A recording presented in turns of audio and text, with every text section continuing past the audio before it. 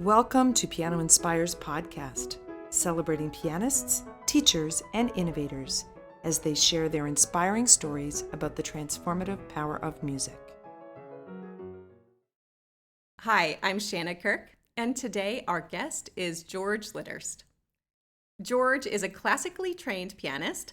He completed his undergraduate work in music at Vassar College and subsequently earned his master's degree in piano at the New England Conservatory, where he taught as a member of the preparatory school for 22 years. In addition to performing on acoustic pianos, George is a MIDI musician. He works extensively with the high-tech Disclavier and Spirio pianos and other MIDI instruments in his teaching, performing, and other professional activities, including music software development. He is co-author of the interactive music display app SuperScore, the intelligent accompaniment software program Home Concert Extreme, the electronic music blackboard program Classroom Maestro, and the long-distance teaching and performance program Internet MIDI, all from Time Warp Technologies. Author of more than 100 articles on the application of new technologies in music education, George was a longtime board member and committee chair at the Francis Clark Center, a former associate editor for Clavier Companion magazine, and he co-authored the Tech Connect column for American Music Teacher. George lives with his wife, Helen, in Rehoboth, Massachusetts, and he is the 2023 recipient of the Francis Clark Center Lifetime Achievement Award. Welcome, George. Thank you.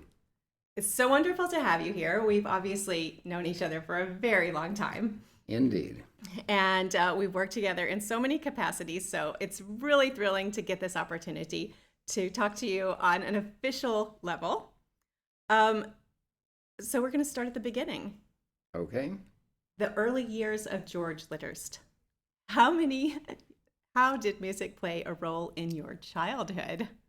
So I'll have to dig back farther than you know me, actually, from my childhood.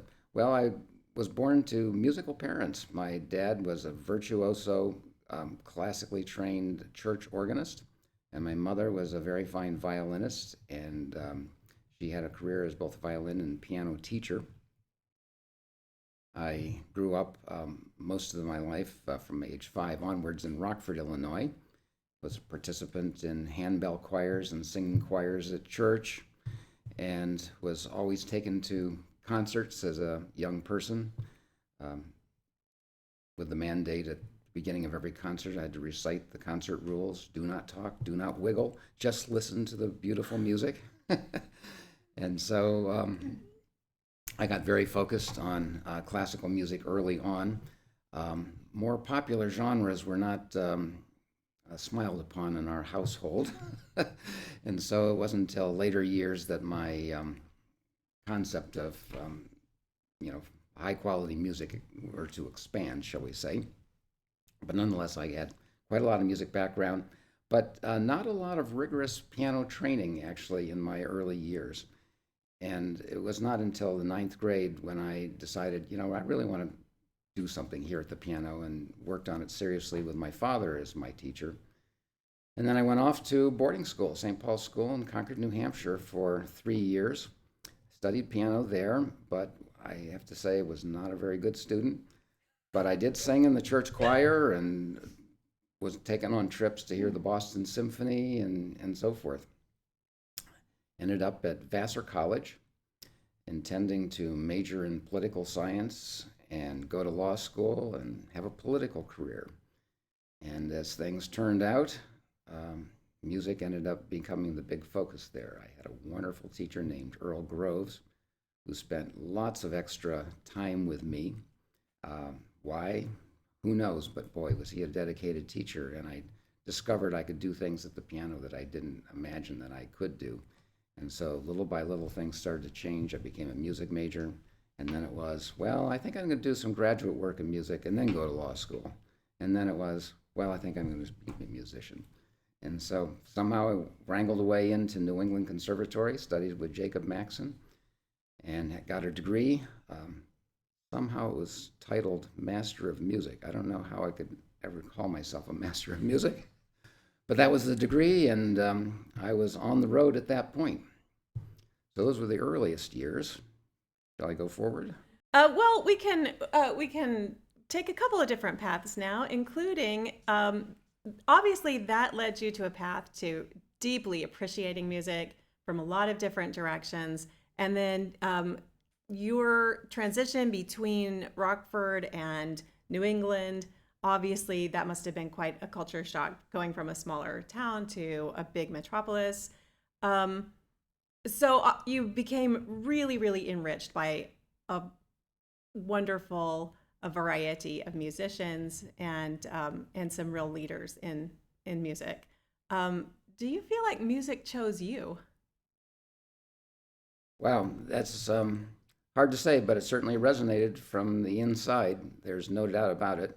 And there was an aspect to the whole thing that really segues into the educational part of my work, as a teacher, which was that having had to learn at the college level so many basic things that hadn't been trained well earlier on, I became very interested in the issues of how a person learns.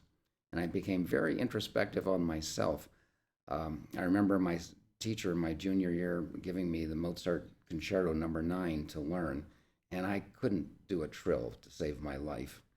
And one night I said, I'm going to sit in my practice room for an hour, and I'm going to figure out the mechanics of doing a trill. And I came up with a procedure that I wasn't going to be facile forever and ever from 1 hour of practice, but looking at the mechanics of the hands, seeing what one had to do and what you're going to do to train this over a period of time. And so I got very interested in the whole issues of learning and how the mind works. And that's had, of course, a deep influence on my work in technology. So, in my interactions with George Litterst, I have definitely observed that trait of incredible persistence. And that's really interesting for me to hear that this started at a level of finding your own technique as a pianist. And a lot of us had that experience, I think, and has impacted our teaching when we ourselves were a little aimless in our early training and then had to quickly catch up. And I think that really concentrates the way you approach learning any new topic, but especially one that requires so many different elements, your hands, your mind, your eyes, all the things at the same time. You really have to learn to isolate problems and figure them out in their tiniest elements. There's another interesting wrinkle to that story, if we can pursue that path for a moment. Go ahead. Which is in 1980, I married a very beautiful woman named Helen Famayetti, who's now Helen Litterst. And she was formally trained as an educator, having gotten a degree in special ed at Boston College, and ultimately a degree in deaf education at Gallaudet in Washington, D.C. And so while she was not a musician, she was formally trained in the issues of how learning takes place and how language is acquired and so forth. And in our early years of marriage, I actually learned quite a lot about educational philosophy and understanding from her that had absolute applications to music education. Oh, fascinating, because I think in that time, pedagogy was not normally taught in conservatories, right? You probably had no.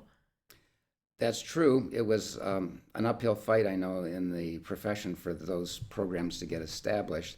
I will say, however, kind of embarrassingly on my part, that there was a wonderful musician at New England Conservatory named Gene Stackhouse, who is, I think, well known to the older group in NCKP, and she had started a piano pedagogy program that I arrogantly avoided when I was in school, because I just felt that, well, I need to make myself a better musician, and if I can learn how to do things, then of course I can teach them. And it was kind of a longer path to becoming a good teacher by having avoided that. But, there's karma possibly in this picture here.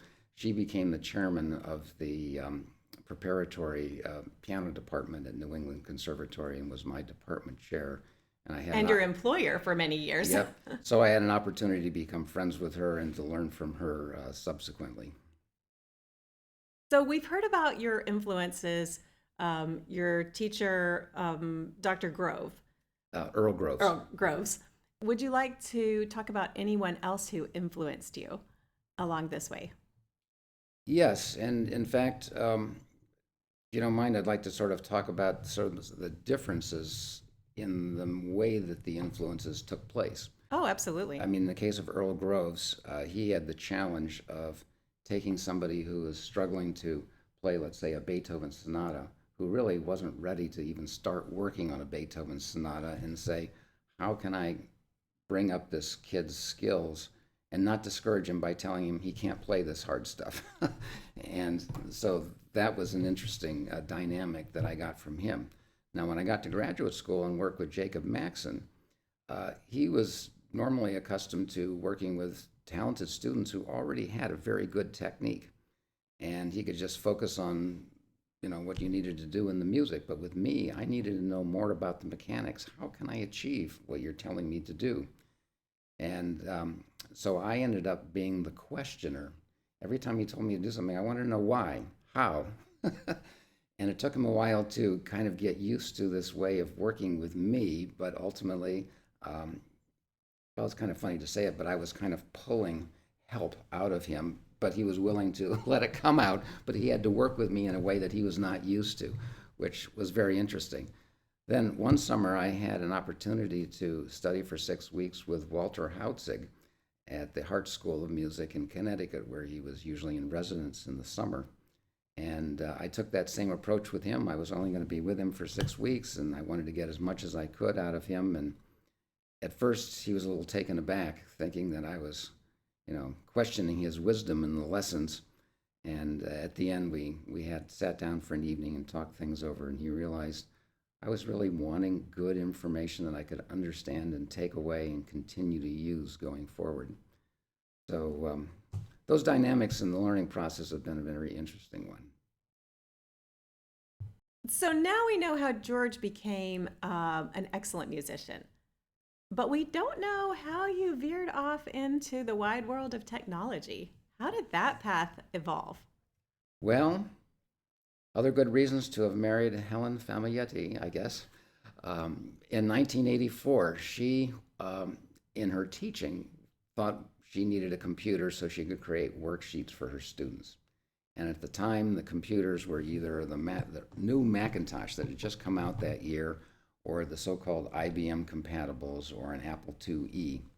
And she left it to me as the more technical person in the household to figure out what to do. And as I looked into things, I saw an ad for a piece of software called Professional Composer for the Macintosh. And I thought, well, gee, if we went the Mac route, there's going to be music software coming, and maybe there'd be something I could do with that later on. And that's why we got a Macintosh. And we borrowed money from her father in order to get it, and so forth. But the kicker was this program was going to cost $500. And I didn't have $500. I already owed my father-in-law for the computer. And 2 months after we got the computer, Apple came out with an upgrade for the Mac that cost $1,000. And this company said, and made an announcement and said, when this software comes out, it's going to require the upgraded computer. Now, to be able to finish this path was going to be $1,500. And so I was just so upset. I got to the end of the year, and I thought, well, these computers are going to last for a long time. Someday we're going to upgrade. I might as well just do the upgrade, get the tax deduction, and get it over with.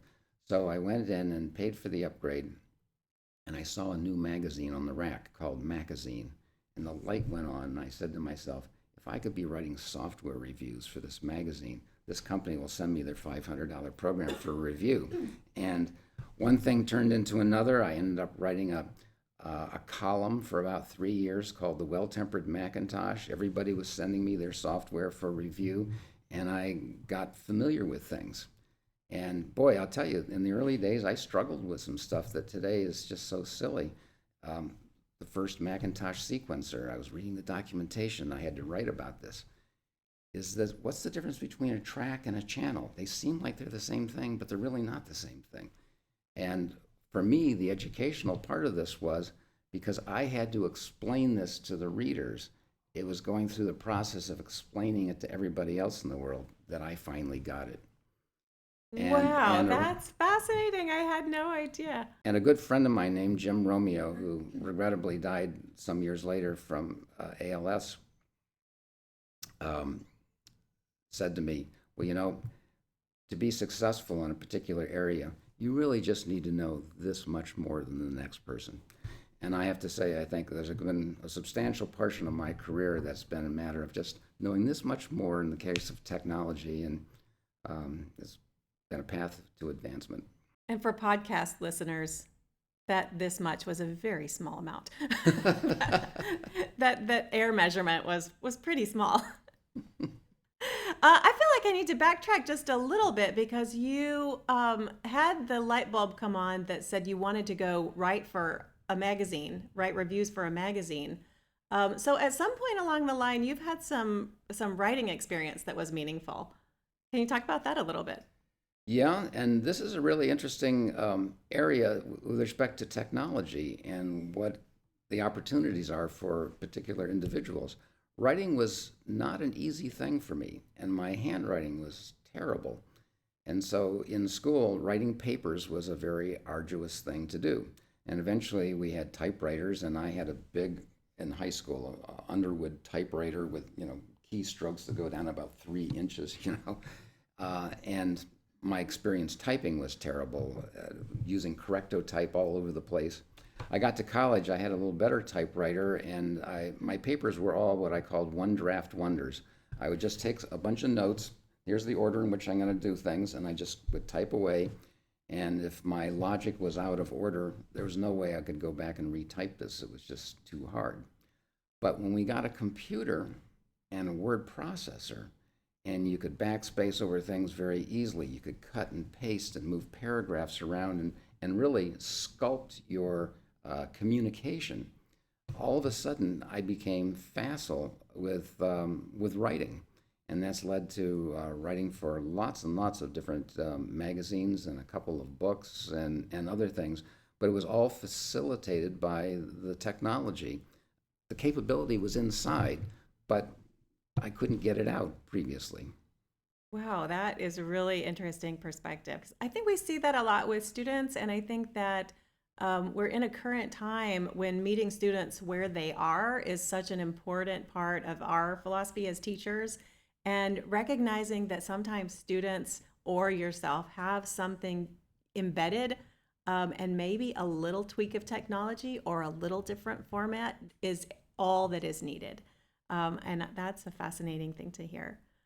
So that's a challenge that you overcame and in fact turned it into a really instrumental asset of your career, a tipping point, if you will. Were there other challenges that you had to overcome? Well, there's certainly been a number of business challenges along the way, because inevitably if you start developing things with technology, you end up working with companies, and you may think you're on the same page with people, and you end up not being on the same page. But the commercial aspect of things has given a lot of facility to my my pathway, I should say. In brief, with my collaboration with this gentleman, Jim Romeo, that I mentioned, we developed an ear training program for the Mac early on called Ear Training Expert. And we took it to a company called Coda Music Software, which is the company that ultimately made Finale. And they were interested in us, and they saw the articles that I had written, and they asked us if we would like to write the documentation for this forthcoming software program called Finale. So that got me into that, and we had a $90,000 contract to write this documentation. Wow. We contracted to write 500 manuscript pages. In the end, we had to write 1,500 manuscript pages, and it still didn't cover every aspect of the program. This was a big thing that just ballooned out of control. I can affirm I had that version of Finale, that early version, and I used that book for a doorstop. Sorry. Well, there were things like nested dialogue boxes that were 19 layers deep in the program. I mean, a lot of challenges. But in any case, that got me connected with that company. And then a woman named Dr. Artis Wodehouse eventually came to them and said, I've got these MIDI files that have been converted from piano rolls that were recorded by George Gershwin. I'd like to get them notated, and Warner Brothers is ready to publish them, but I need help. And Coda assigned me as a consultant to work for her. That led us to a press conference sponsored by Yamaha in New York City, and suddenly I was with Paula Zahn on CBS this morning with my big Mac 2 and music on the screen and papers coming out of the printer and disc-clavier piano with keys moving and whatnot. And that brought me to the attention of Yamaha, and I ended up having a 25-year run as a consultant with them that brought me to conferences and so forth. But the big thing for me in the late 80s and early 90s that has made a big difference for me was the emergence of the disc-clavier piano from Yamaha. Because now, with this new interest that I had in the computer and all the benefits I was personally achieving from technology, there was a gateway to the instrument that I wanted so badly to play and to give concerts on, the acoustic piano, and the disc-clavier connected. And so that became my focus for quite some time. And that's probably about the time that I became aware of your work, not only with Yamaha, but with your own company. What made you decide, hey, I want to have a software company? Well, funny things. I'm probably going to come across as a cheap person because you've heard my story about how I wanted to save $500 on a professional composer. $500 was a lot of money. It would be a lot of money for a lot of us right now. Well, I had a bigger issue, which was how am I going to get a disc-clavier for myself? And so I had to come up with a little scheme, and I contacted a magazine that I read voraciously called Piano Quarterly. It doesn't exist anymore. And I contacted the owner and editor and said, you need to have a 2-part article on the importance of modern reproducing pianos that have MIDI. And I'm the guy to write this for you, and it needs to be in 2 parts because there's so much to say. And I knew 2 parts meant that's 2 quarters, that's half a year. And so I could then go to Yamaha and say, I need you to loan me this disc-clavier so I can be doing things with it and so forth. So I ended up getting a couple of these instruments on loan, and eventually was able to buy one sort of on an insider deal with Yamaha and had one for myself. But I had to acquire the assets in order to go forward, and they were expensive. So then how did that morph into Time Warp Technologies? Oh, I didn't get to that part of the story. So the next thing was a couple of people at Yamaha got kind of fascinated with me, and I got sent to a conference. I think it was a World Piano Pedagogy Conference, or a name similar to that. It was kind of a conference that was filling in after the Richard Chronister conference era had come to a conclusion. And I met a guy named Mike Bates at Yamaha. And Mike had also brought in some other people who had been using Yamaha instruments and had a little panel discussion. And one person on that panel was a guy named Frank Weinstock.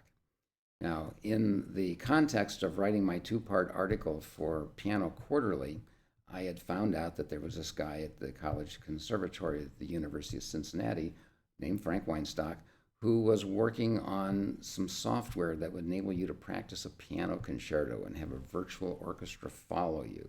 And I had called him up on the phone and had conversations with him and so forth. And the last I had heard from him was that he was going to give up on that because another company had a patent on score following technology and said to him that if he tried to do anything with what he was developing, that they would sue him. And I told him on the phone, no, that can't be. We'll get another bigger partner who will fight them off, and they don't own this and whatnot. So anyway, I met Frank at that event, and he asked me, thinking that I must know what I'm talking about, which I didn't. Well, would you like to partner with me on this? Because he's an academic, and he wasn't going to be a businessman, but I had a little more of that sense about me, and that forged a relationship. And out of that was Time Warp Technologies, which was first incorporated in 1997. And we had to work around the patent threat, which we did, and went forward.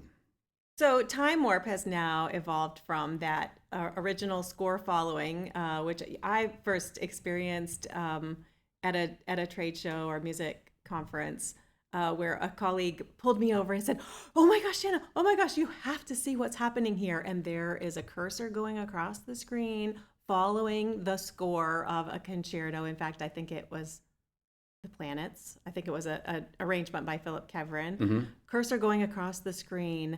The piano is playing the orchestra part, and the pianist is speeding up and slowing down, and the orchestra is also speeding up and slowing down. And it was the most magical thing. And we were using laptops by then, but they were big, heavy laptops. Yes. And we were lugging around these things.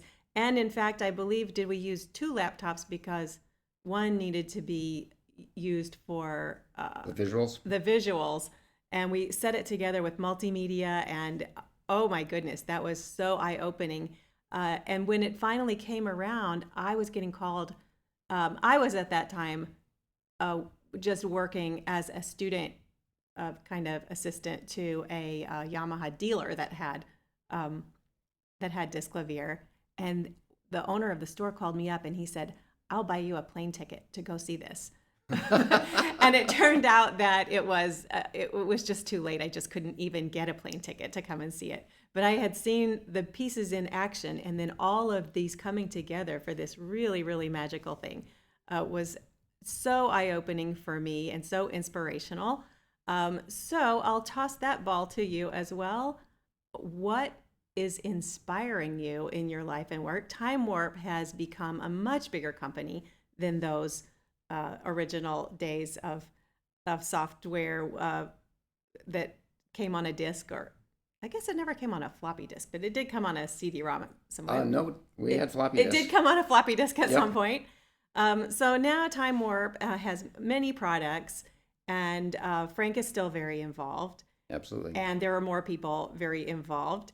And lots and lots of people around the country have, and in fact the world, have used your products, and not just products, but ideas and best practices, especially when distance learning became no longer a niche, right? So we could have a whole conversation about the history of distance learning as well. We might do that on a different day.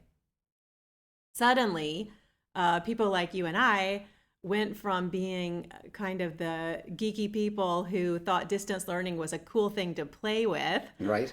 to, oh my goodness, everybody needs this and we need it right now. And so that was a kind of breathless time for all of us to ramp up and see, kind of put our skills to the test. Is everything we've been experimenting with all of these many years actually going to work? Is it going to work for everyone in the way that we have made it work for us?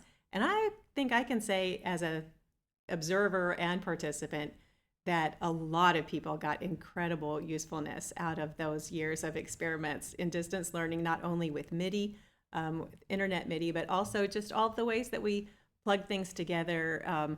And so much of that was driven by you, George. Well, can I make a couple comments on that? Oh, absolutely. It's true that the musicians' perspectives on technology have changed radically as a result of the pandemic.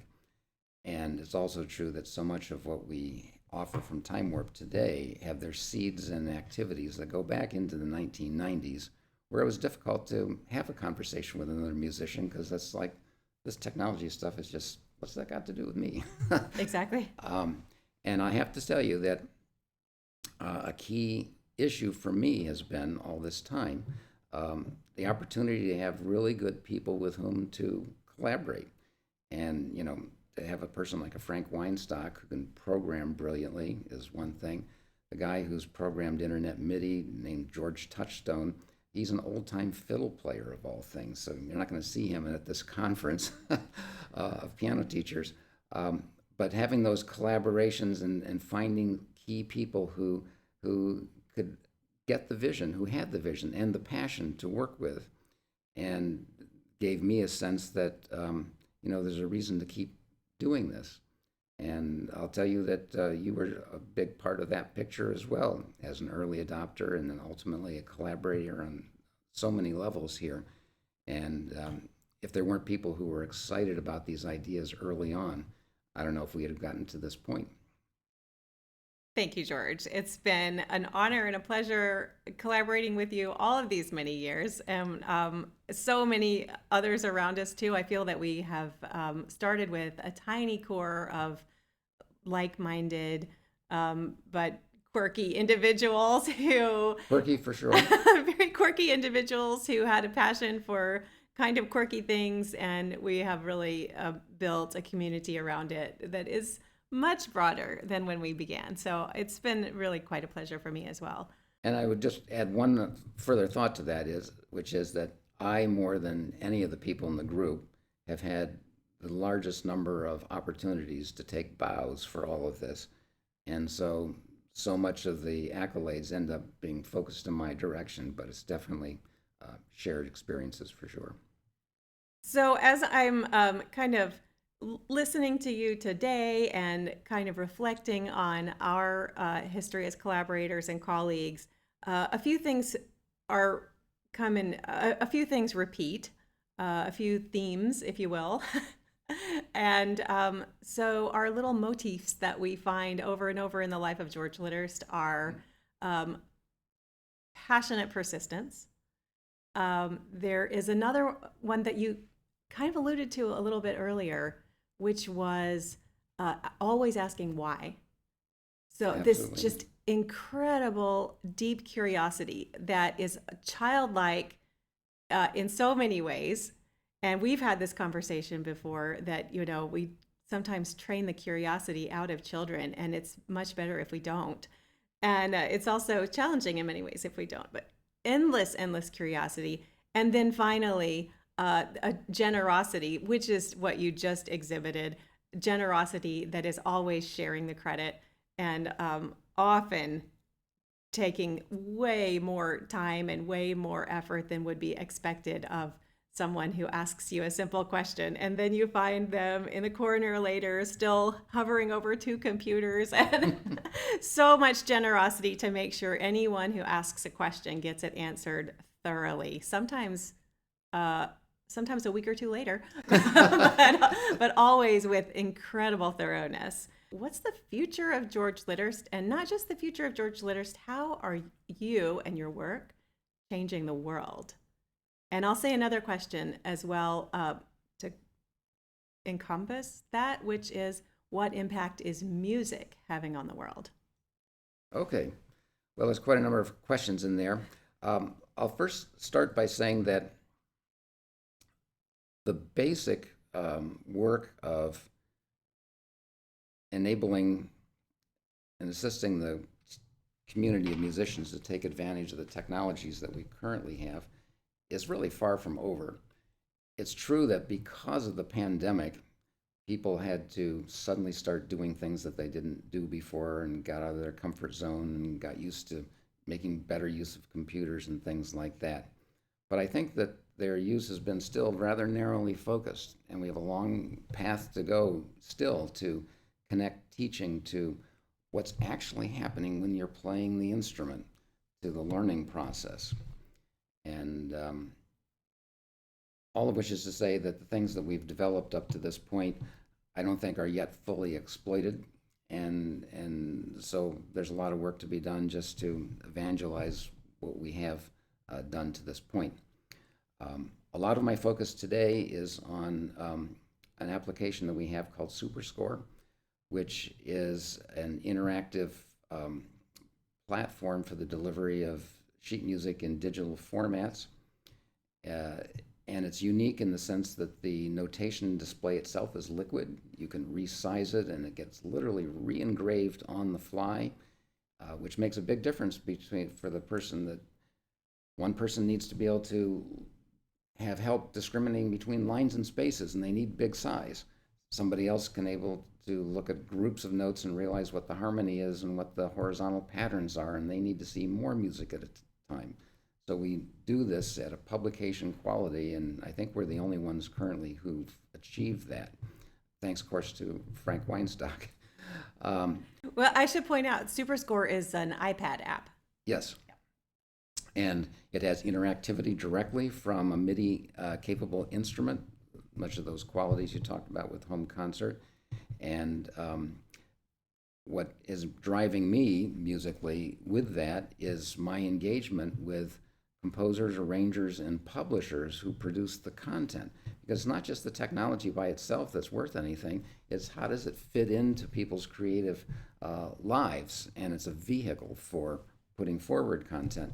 And not only contemporary content, but we're using it to bring new life to works of the past, and especially works that have been unjustly forgotten.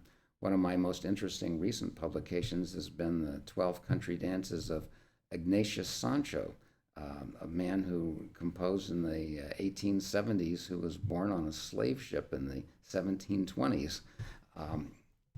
Has a remarkable story, ends up growing up as a slave in England, finds a way to get emancipated, becomes a property owner. He's the first person of African descent to vote in a parliamentary election.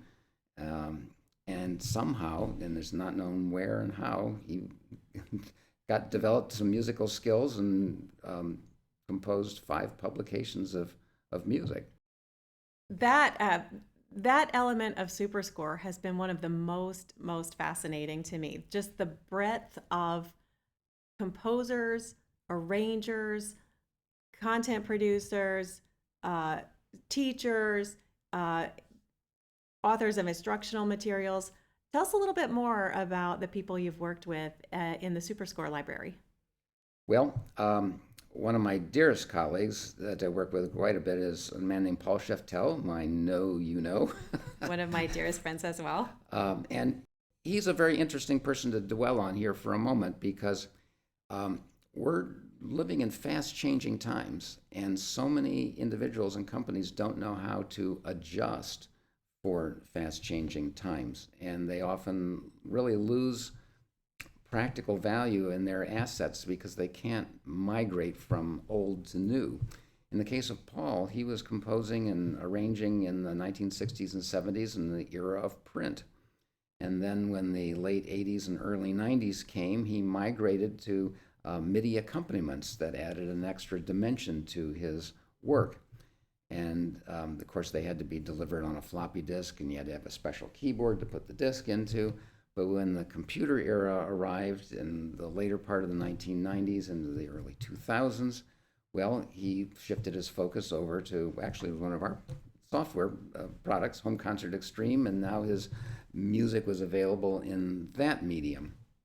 And then again, when Superscore emerged, he's been able to migrate over to a fully contained, interactive environment where all the best aspects of print are intertwined with the best aspects of MIDI playback and educational interactivity.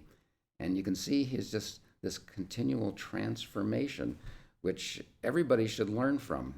Absolutely. Paul's one of the most inspiring people in our community in general. And I should also mention that he was a longtime keyboard editor for Carl Fisher Publishing, which was a very weighty job that carried a lot of pedagogy in terms of providing high quality collections of standard literature, in addition to his own composing. So to have that combination of historic accuracy and historic respect in our music context, and be forward thinking in writing music, and be forward thinking in providing music in new and different formats, I think it's not just a technology question, it's kind of a philosophical question. That we are providing music in so many different ways and so many different directions while still honoring music of the past for its value and history.